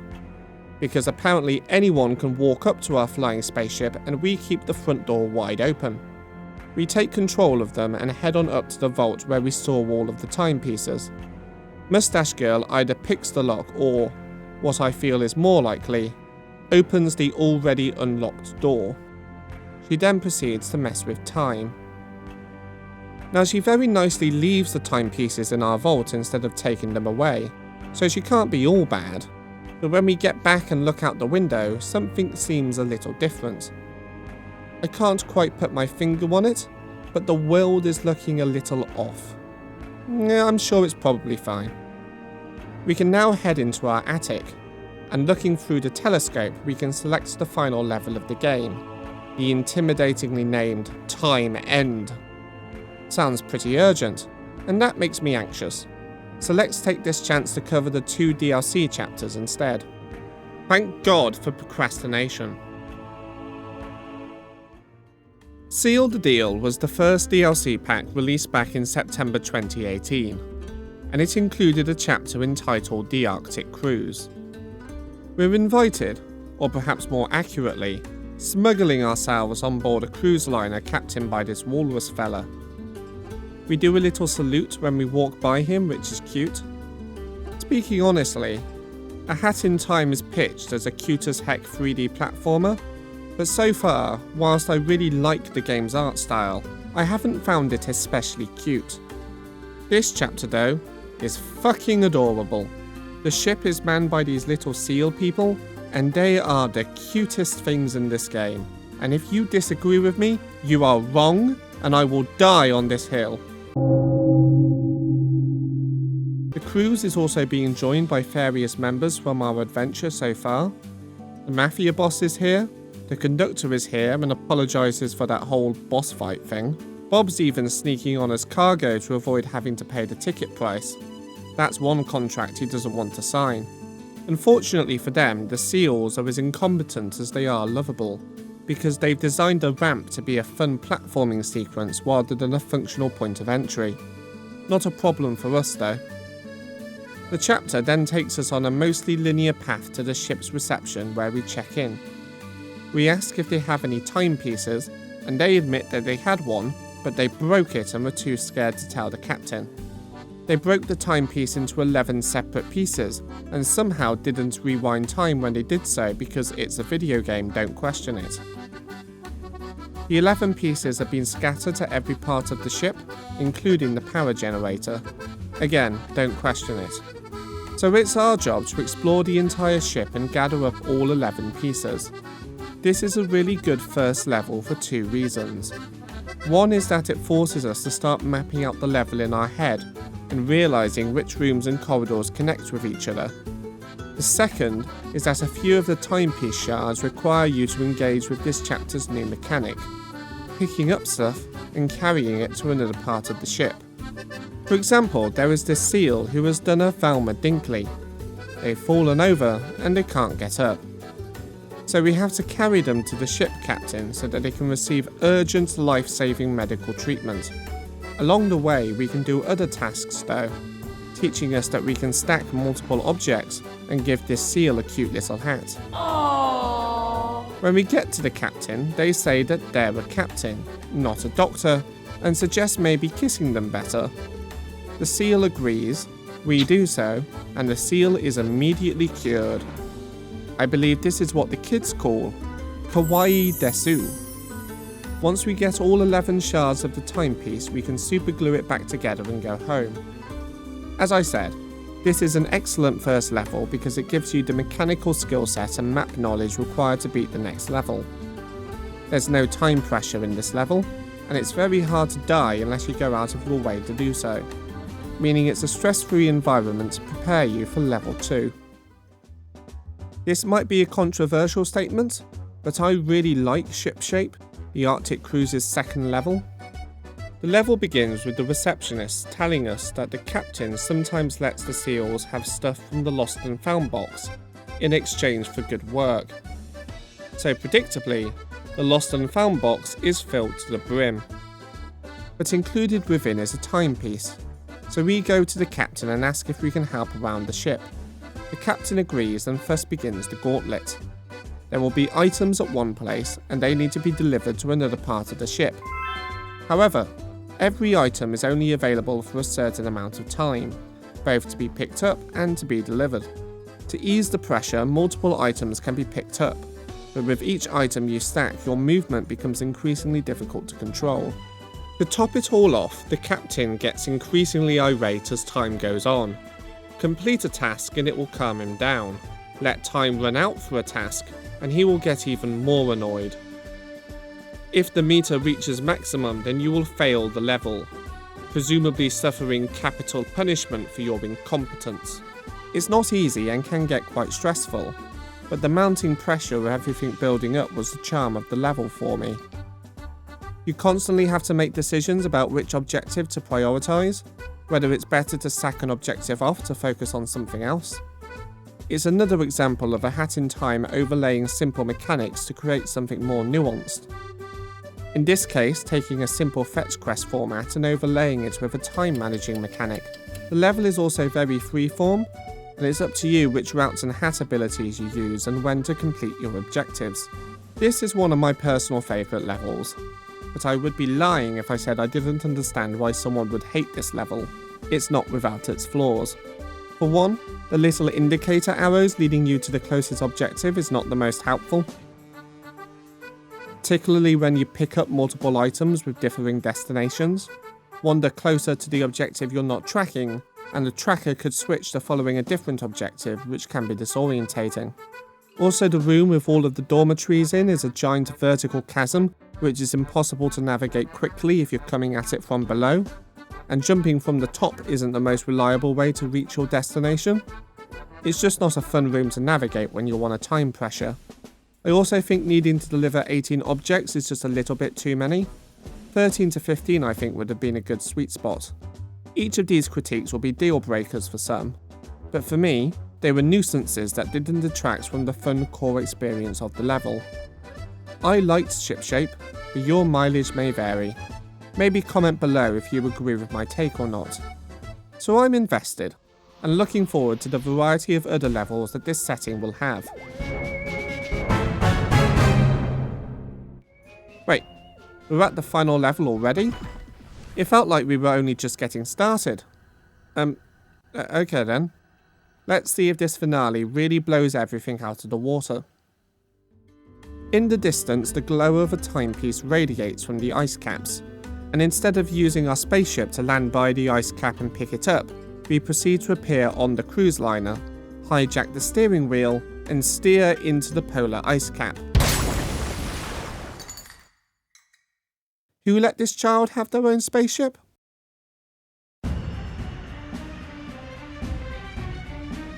This level is a final challenge for the mechanics introduced in this chapter. The ship is doing its best impression of the Poseidon adventure, and we have to pick up the stragglers who didn't make it to the lifeboat and bring them to safety. If you were in the camp who thought the ship was annoying to navigate during ship shape, then welcome to hell. Because the ship is on its side, these giant vertical drops are everywhere, and I found it very easy to get disorientated. The camera was frankly doing me zero favours. Ironically, despite the ship literally sinking, there is less time pressure in this level compared to ship shape, with a timer only being introduced for when you have to save the walrus captain at the end. Save everyone, and the walrus captain will say that the ship is insured and give us the last timepiece, bringing the Arctic cruise to an end. Mechanically, the level is a decent enough final challenge, but narratively this chapter is underwhelming, and its finale comes way too soon. There doesn't need to be a boss fight, but I feel there needed to be an antagonist with some description to make the setting more engaging. It could even be one of the base game's characters that attended the cruise. As it is, they're all here for nothing more than a cameo. There's some missed opportunity to see the game's characters interacting with each other. For example, maybe Bob could offer the conductor a contract that could get him a Ward 42 in exchange for his soul, but the conductor declines, saying that he's over it. Okay, whilst we're here making fanfiction, let's do a quick rewrite of the chapter. Maybe the Mafia boss is on the cruise to find and steal someone's body. Partway through the chapter, he steals the walrus captain's body, and the walrus captain ends up in a jar. But now he has to steer the ship, and ends up crashing it into the ice caps. This is why we go to save the walrus captain at the end of the level because, well, he's not a walrus at the moment, he's a jar, and jars famously can't swim. We save everyone, and the mafia boss learns the error of his ways, agreeing to give back the body he stole. This is a nonsensical story, but it at least gives us a recognisable antagonist and develops an idea introduced in the base game. Overall, the Arctic Cruise has some good levels, but is narratively unsatisfying and over way too quickly. But why was it over way too quickly? Well, that's because this DLC package also came with another game mode, Death Wish. Bob has taken up residence in our bedroom, which is a bit weird, but alright. He says that he has some advanced contracts for us, which are remixed versions of previous levels with extra challenges attached to them, and definitely not a roundabout way to kill us so Bob can eat our soul. The first one is a remix of heating up Mafia Town, except this time the town isn't the only thing getting progressively hotter. Our body temperature rises throughout, and if we don't cool down in these buckets of water, we will internally combust.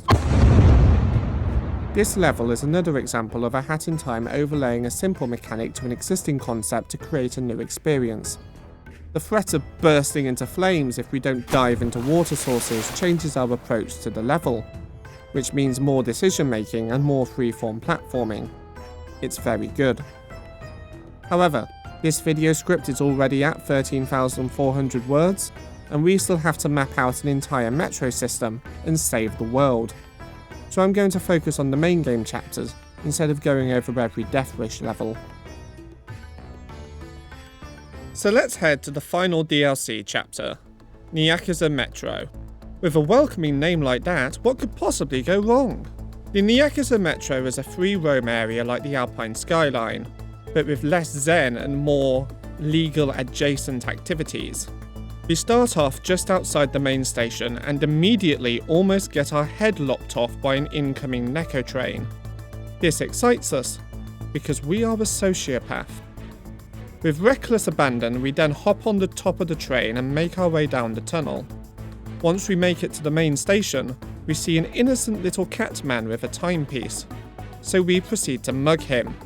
And by mug, I mean murder. Karma has it out for us this time though, as we get mugged ourselves by two other cats. They claim that our rightfully acquired timepiece belongs to the boss, and tell us to hand it over. The boss then appears before us, a tall, mustachioed cat lady. And I know they're whiskers, but they clearly resemble a long, thin mustache. And if I had a nickel for every evil mustachioed lady in this game, they don't ever tell us their name. Apparently she's called the Empress, but I will call her the Empress, because that is her name. The Empress then recruits us, and tells us she will pay us for every timepiece we collect, and to start off by the yellow overpass.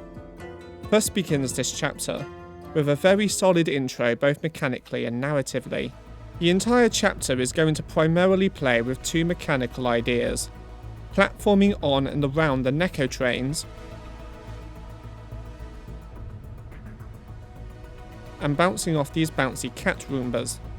Thus far, we've already covered ourselves in a mess to attract this bouncy Roomba to the right position, so we can jump onto an out-of-reach platform. We've also taken the ceiling of a train for a ride. This has given us all of the mechanical knowledge we need to complete the entirety of the chapter. Our antagonist has been established, as has our uneasy working relationship, and starting us off in an abandoned side alley before moving into a bustling metro station allows for excellent environmental storytelling. There are lots of people in a very compact environment, yet there are areas that they all clearly avoid.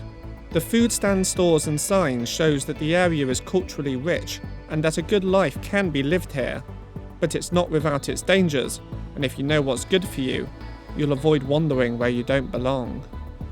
We don't know what's good for us though, so let's head on to the yellow overpass and look for some timepieces. The yellow overpass is like a mission statement. If the opening established the mechanics the Metro is going to play with, then the yellow overpass will give you a vertical slice of how you're going to play with them. The Nyakuza makes use of these manholes to get around, so we dive into one to look for our first timepiece. Already in this level, we're bouncing between multiple bouncy Roombas to reach new destinations, avoiding being hit by Neko trains as we race across the tracks and jump off one train straight into a wall jumping sequence. There's these posters on the wall which give hints on where to go in the form of these PSAs, which I thought was a neat detail. Ignore the message on the first poster and we'll get the first timepiece. The second timepiece takes us to the higher levels of the metro to expand upon the on-train platforming mechanics. Cat Kid will have to jump and weave their way through, or in my case, survive being electrocuted by electronic signs to reach her destination. We also hookshot swing between two trains to reach the timepiece itself. Along the way, we can buy a yellow pass for the metro, which means we can now walk through these yellow holographic gates. There's a pass for each of the 4 sections of the metro which allow you to walk through the corresponding gate colour. These gates allow the metro to simultaneously be an interconnected free roam area, whilst having a specific route that you will need to take to access each zone. It means the metro can have all the spectacle of a giant open world without it coming across as overwhelming, and minimises the time you spent getting lost. It's cleverly designed. We also find the vendor selling us new colours for our outfit, as well as brand new outfits. There's also food you can buy at food stalls.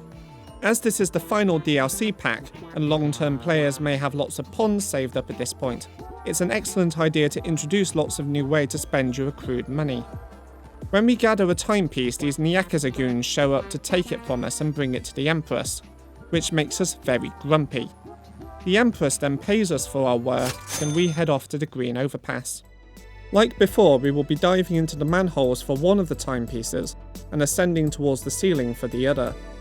The manhole cover takes us into a small sequence that explores more ideas with the bouncy Roombas, including covering ourselves in muck to lure a cleaner Roomba away from a choke point so we can sneak on in and proceed. The level concludes with a sequence where there are 2 trains running side by side and we have to jump between them. At least, theoretically. We're only required to jump between them once, the rest of the way we can stick to one train. Still, it at least tells us that the metro will play with the idea of jumping between parallel trains. The second timepiece has us ascending into the rafters and jumping between scaffolding to reach an out-of-reach timepiece. There's honestly not a lot to say about this level. It's very short and it just kind of exists. Upon our return, we see the Empress midway through a calm and reasonable disciplinary hearing. This catman apparently touched her jewellery, though he profusely denies it. She has undisputable evidence though. You see, there was some cat hair on the jewellery, and where else in this town would you find a cat? She finds him guilty and throws him against the wall, which straight up kills him. I actually really like this moment. It gives us an insight into the Empress's temperament and shows us what could happen to us if we cross her. Better stay in line if we don't want to end up a heart pun. Anyway, we get paid and head off to Bluefin Tunnel. Bluefin Tunnel is one of 2 contenders for my favourite level in the whole metro. Instead of jumping on the top of the trains, we have to run on the tracks and avoid becoming train kill. Each section is designed so you have just enough time to dash past the oncoming train, which is really thrilling. This horn blasts out of the train when it gets close to you, and Hat Kid will sometimes scream a little, which really adds to the thrilling feeling. Which feels like a weird thing to say. I think Hat Kid's sociopathy is rubbing off on me. The level ends with us having to collect 6 shards of the timepiece in a small area, which is alright, but honestly the journey is what makes this level, not the destination. This is the only level in Bluefin Tunnel, so we head off to the Pink Paw Overpass for the final couple of timepieces. The first level of the Pink Paw Overpass is my second contender for the best level in the metro. The aim is simple. We have to collect 100 pieces of electro-somethings to open up the protective something that is preventing us from getting the timepiece. All the pieces we need to collect are arranged in this giant room with multiple trains driving around in loops. So not only do we have to engage in multi-train platforming, we also have to create a mental map of where we can jump from line to line so that we can collect all of the required pieces. There's more than 100 pieces of electricity in this room, so there's no obnoxiously tracking down the last MacGuffin who's hiding in that one area you swear you looked at 20 minutes ago. It's a fun time, and a good culmination of the train platforming mechanics found throughout the Metro. The second timepiece has us ascending a vertical room, using a hookshot and Dreller mast to reach a timepiece. It's fine, but nothing to say here that I haven't already said before. Gather up the final timepiece, and we're good to head into the finale.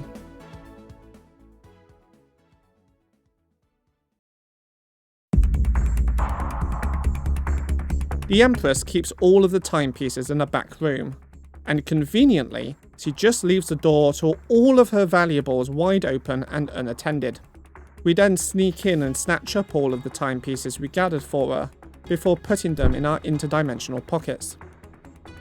We leave the room only to find the Empress standing right there. Instead of immediately killing us like she did with that other guy, she puts a bounty on our head and gives us a chance to run away. Thus begins a chase sequence throughout the entire Metro. Okay, I know this is a cartoony 3D platformer, and to some people critiquing the plot would be like critiquing the plot of a pantomime, but this entire setup feels incredibly contrived.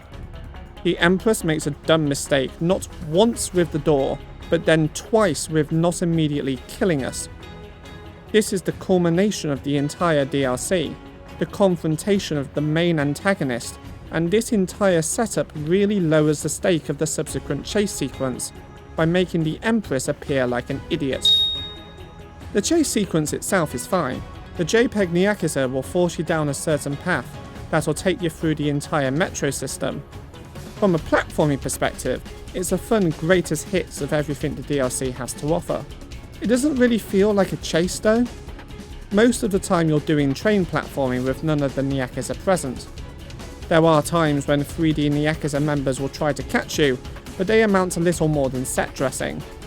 The main threat supposedly comes from the Empress herself, who will appear sporadically through the level with a rocket launcher. She also sets up electric barriers throughout the Metro, and so you need to use the Empress's rockets against her by standing in front of the power generators and getting her to shoot a rocket at them. It sounds fine, but what this means is that the main mechanic of this chase sequence is waiting. Waiting for the rocket to lock onto you before jumping out of the way so that you can proceed. The level is called Rush Hour, but I feel like I'm doing anything but. The music is an absolute bop though. Once we get to the end, the Empress appears in an elevator before us, and we have nowhere to run. We join her in the elevator, and she monologues to us about how she thought she could trust us when she recruited us, even though we were in the Metro for all of 3 minutes when that happened. Then the police enter, because apparently we were taking the elevator to the upper levels instead of back to her territory.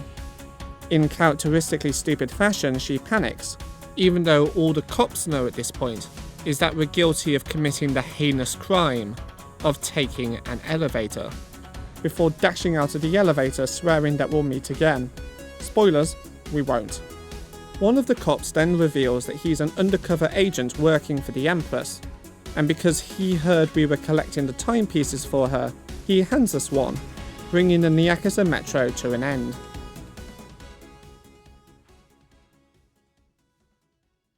Okay, so this ending isn't just underwhelming, it's an absolute character assassination of the antagonist. There's no boss fight, and the boss encounter has gameplay mechanics that are dissonant with the narrative scenario. The Empress comes across as incredibly stupid throughout, and it really makes you wonder how she got into her position. Since we wrote fanfiction for the last DLC chapter, let's do it again. How would I, a person who has only made a shitty RPG Maker game, rework the Nyakuza Metro's narrative? So the setup is the same. We mug a guy, get mugged ourselves, and are forced to cooperate with the Empress. Also, since the last DLC pack had the Conductor, this time DJ Grooves is here. He's filming a movie here. Because the neon lights are gorgeous, darling. We collect timepieces, and partway through we are contacted by an undercover police officer. To keep up with the cat puns, let's say he's part of Claw Enforcement. He knows we're working with the Empress involuntarily, and he wants to team up with us to bring her down. He says to keep doing what we're doing and he'll be in touch. So we gather all the timepieces, after which we're contacted by Officer Claw again. He says that he's found a way to sneak into the Empress's vault, and that he will guide us there remotely through a headset that he gives us. So we follow his instructions and sneak into the Empress's vault through an air duct and gather all the timepieces. But then the Empress opens the door and catches us. She says someone tipped her off to us planning to rob her vault, and that she's very disappointed with us. She then leaps at us to try and kill us, but we're small and nimble, so we dodge her before dashing out the door, causing the Empress to put a bounty on our head. The chase sequence plays out mostly the same, maybe with some redesigned challenges and Officer Claw telling us where to go to escape. Eventually the Empress corners us, and we cannot escape. She says her elevator monologue before saying that she's going to murder us for betraying her. At which point lights flash up, and it's revealed we ran straight onto DJ Grooves' movie set. Officer Claw appears, saying that he has video evidence of the Empress stating an intent to kill, and that he's arresting her. He also reveals he was the one who tipped her off about the robbery to lure her into this trap. The Empress isn't going down without a fight, as she realises she could use the timepieces we stole to rewind time to before she admitted anything. So we have a boss fight with her, which naturally we win. The Empress is arrested, DJ Groove says he's got some great shots, and to thank us, Officer Claw gives us the last timepiece. I think that plot is just as cartoonishly ridiculous as the current plot, whilst also being more compelling. It doesn't commit a complete character assassination, an old character is brought back, and everything that happens is logical. Cartoon logic, but logic nonetheless. Anyway, let's bring the fanfiction tangent to a close.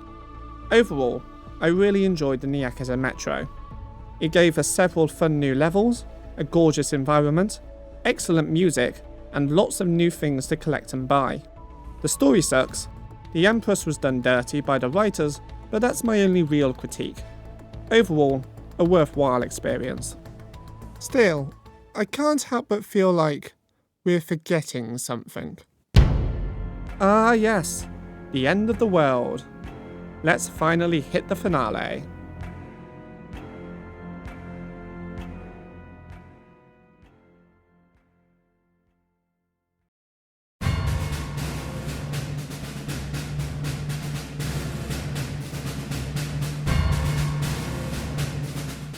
Mustache Girl has built a castle that would make Bowser jealous, and has established herself as judge, jury, and executor of the world's criminals.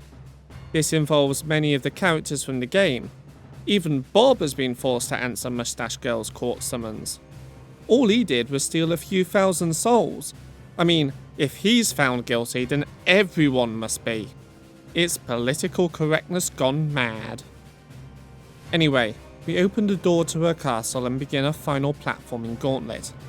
It's not designed to be a super difficult gauntlet, but rather to build tension towards the final encounter. The presentation comes in clutch here. Little touches like these panicking owls trying to mug you for a ticket that would put them at the back of the line to be judged, and these giant opulent paintings of how Mustache Girl sees herself do an excellent job of showing us the type of person that Mustache Girl has become. We complete the challenge and stride into Mustache Girl's throne room. Presumably, she has access to DLC we don't, because she is sitting on an absolute mountain of timepieces. Maybe they were meant to be part of the Creator DLC.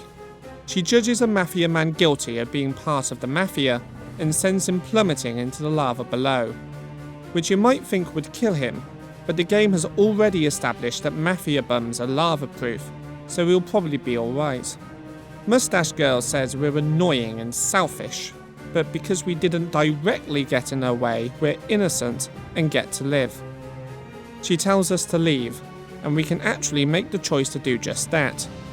If we choose to leave, a small animatic plays where Hat Kid runs out of the castle in tears before the other characters give her a pep talk. This gives her the courage to teleport back into the throne room and begin the final boss proper. If you walk up to Mustache Girl, she will get angry and try to murder you, which is legal because she's the one doing it. She starts the fight by stopping time repeatedly to appear like she's teleporting around the place. Fortunately, she doesn't use the power to dunk us into the lava and gives us a little opening to whack her with our umbrella. She'll then chuck a few timepieces at us, which we can dodge before administering some blunt force trauma. After which the other characters of the game show up to interrupt the fight. They very politely tell Mustache Girl to get lost, that they don't appreciate her sense of justice, and that maybe, just maybe, things have gone a little too far. Mustache Girl, very understandably, fails to see their point of view, thinking she's done a lot of work for the community and is making society a better place, one lava plunge at a time. The fighting breaks out again, starting with Mustache Girl chucking several timepieces at us that we have to dodge. She then activates disco mode, and the next phase begins. Even at the end of time, the game's boss fight still followed the simple structure I laid out when explaining the conductor fight. Mustache Girl will attack, leave an opening for you to counterattack, and then follow up with another attack. Even when she's throwing lasers, timepieces, and shadow magic at you, the fight still sticks to this easy to follow structure. But like the conductor fight, it adds an extra mechanical layer that changes how the player interacts with this simple call and response idea. Eventually, Mustache Girl will teleport so much that you can't easily get a hit in. So the Mafia and Conductor team up to form a Mafia ball that you have to knock into Mustache Girl to damage her from a distance. Then she will deploy an impenetrable shield around her. So Bob and this goat man throw explosive fruits into the arena, which you can then throw at Mustache Girl. This destroys the shield, allowing you to damage her, but only when she leaves herself open to attack. This means the fight structure now has an extra step. Weaken Mustache Girl, who will then attack before you respond with an attack of your own. A simple alteration, but it keeps the fight engaging. But as I've mentioned multiple times, this game is at its best when it's either overlaying simple ideas or applying simple tweaks to existing ideas.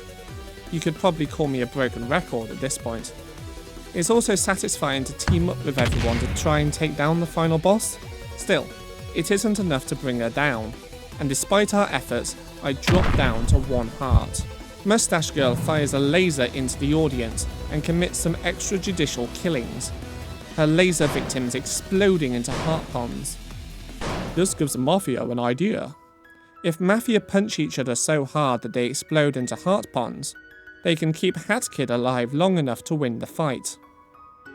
They do just that and everyone else joins in. Well, not quite everyone. Bob cheers on everyone else but doesn't commit to exploding himself. Be the change you want to see, Bob. We're now practically invulnerable, and even though Mustache Girl ups the frequency of her attacks considerably, she cannot damage us. One final whack from our umbrella, and Mustache Girl is sent flying face first into the floor. We then collect all of Mustache Girl's timepieces, which adds a whopping 1 timepiece to our total count. This must be because inflation has spiraled out of control in this timeline, a fate which must be avoided at all costs. So we turn back time and restore the economy, saving the day. We're back on our ship, and look out the window to see the planet has returned to its normal level of death and suffering. We see Mustache Girl knocked out on the floor, and are given the choice to let her have a single timepiece to help her defeat the Mafia, which is frankly a weird choice to give the player at this stage of the game. After all, we've spent the entire game telling everyone we come across that nobody but us can have these timepieces, and us refusing Mustache Girl's request to use the timepieces to fight the Mafia together set in motion the events that led up to the final boss in the first place. Still, I decide to give Mustache Girl a timepiece anyway. I mean, what's the worst that could happen? Oh yeah, we get ready to go home, but the ship refuses to fly off because something is on the outside of the ship. We angrily stride on over to the window to see it was all the friends who tried to kill us along the way. They beg us not to leave, but we push them off with a broom and send them flying. We then blast off into outer space, tears in our eyes, and the credits roll.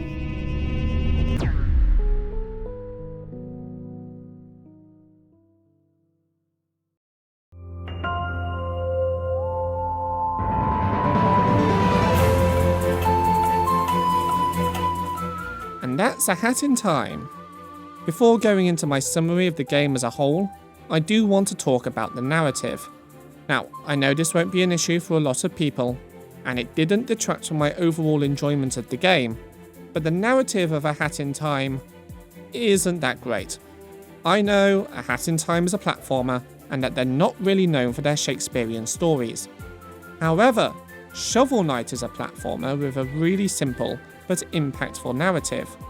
I talk about it in my last video, which you should definitely go and watch. And it's not like A Hat in Time doesn't have a story. It does, so I'm going to critique it. The critiques I have with A Hat in Time story can be boiled down to two main issues. The big one is that Mustache Girl is absent for the majority of the story. There is precisely one level before the final boss, where she does something that you have to clean up, and that's when she floods Mafia Town with lava. She doesn't appear in that level, or in any other level before the final boss, which means that the build up to the final level isn't as satisfying as it could be, and the final encounter is less climatic as a whole. I think A Hat in Time's narrative would have been more satisfying if we had more levels where we dealt with Mustache Girl directly. During these levels we learn more about her personality and motivations, maybe a little bit about her life before the Mafia came along. Perhaps she does some time shenanigans in the Alpine Skyline to inadvertently bring about the plant infection, something that would up the ante going into the final chapter. But most importantly, we would actually engage in gameplay that brings us into conflict with the primary antagonist. Even Mario games, as devoid of story as they are, often have you fight Bowser multiple times before the final encounter. It reminds you that Bowser is an active threat in those games. Mustache Girl just doesn't get that same treatment, and is a less memorable villain as a result. Secondly, the motivations for why everyone wants the timepieces are of an inconsistent quality. Mustache Girl wants them to get rid of the Mafia. The directors want them to go back in time and win more film awards. They're all well and good. But the Mafia, Bob, and the Empress just seem to want them because, I don't know, power, I guess. Which is functional, it's not a plot hole, but it isn't as satisfying as having a more defined motivation. For example, you can maybe theorise that Bob wants the timepieces to alter his history with Vanessa. The game never explicitly says this, so as of now this is just headcanon fanfiction. But the boss fight with Bob would have had higher stakes if he had a specific reason to fight you. The themes of the narrative would have been stronger too. There's a bit of an underlying theme in A Hat in Time, and that theme is the dangers of letting past grievances define your present and future. Both Mustache Girl and the directors are obsessed with events in their past, and are willing to commit homicide to rewrite them. Queen Vanessa is too. Her dark magic is the reason why the Subcon Forest is in the sorry state that it is. And she turned to dark magic because she thought Prince Bob was cheating on her. If the other characters wanted to get the timepieces to rewrite some event in their past, this theme would have shone a lot more brightly, and the game's narrative would have too. So the narrative was underwhelming. But how was the game? Did I like A Hat in Time? Well, yes, I liked it a lot. A Hat in Time is a masterclass in how to utilise and overlay simple gameplay mechanics to create new ideas and challenges for the player to overcome. The variety in level objectives is astounding, and whilst not every level is a keeper, there are some really creative ideas here. The movement feels good, the hat abilities are fun to use, the audio-visual presentation is superb. The boss fights are some of the best boss fights in the 3D platforming genre. A Hat in Time has its flaws, some boring levels, a bit of a shoddy camera, but nevertheless it's a diamond in the rough. Dare I say it, A Hat in Time is a simple pleasure, and it only took 18,000 words to explain why.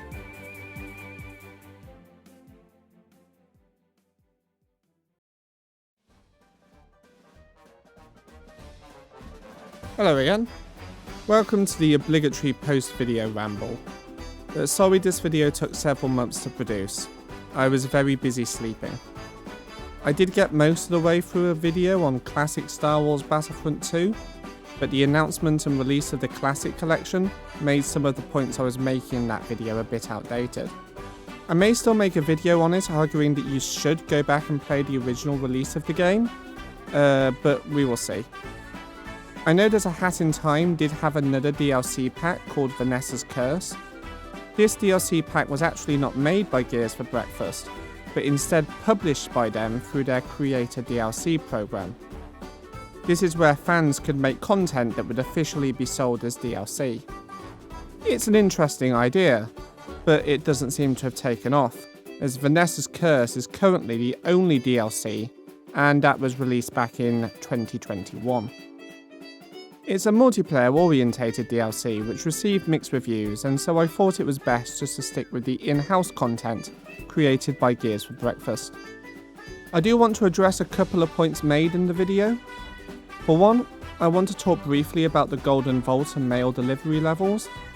So I know that the point of the level is to have a more open environment to give the player an opportunity to collect collectibles and do the time rifts. My issue is that this idea and compelling level design are not mutually exclusive.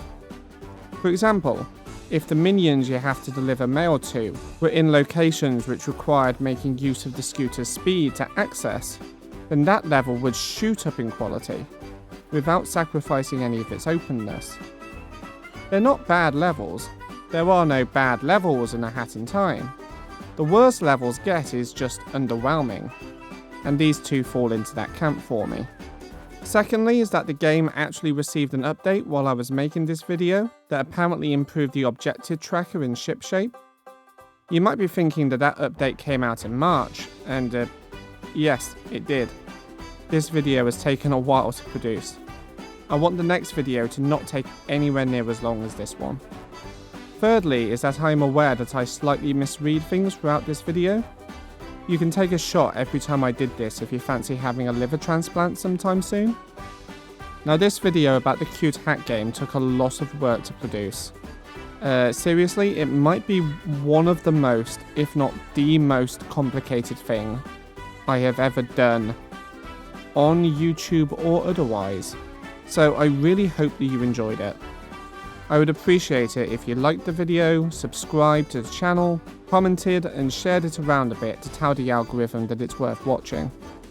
Which I hope it is if you're still here. I'd be interested to know if you agree with my takes or not. I'm thinking of maybe covering either Sekiro or Halo next, but we will see. Anyway, until next time, don't let your past get you down. You don't want to end up on the wrong end of an umbrella. Goodbye.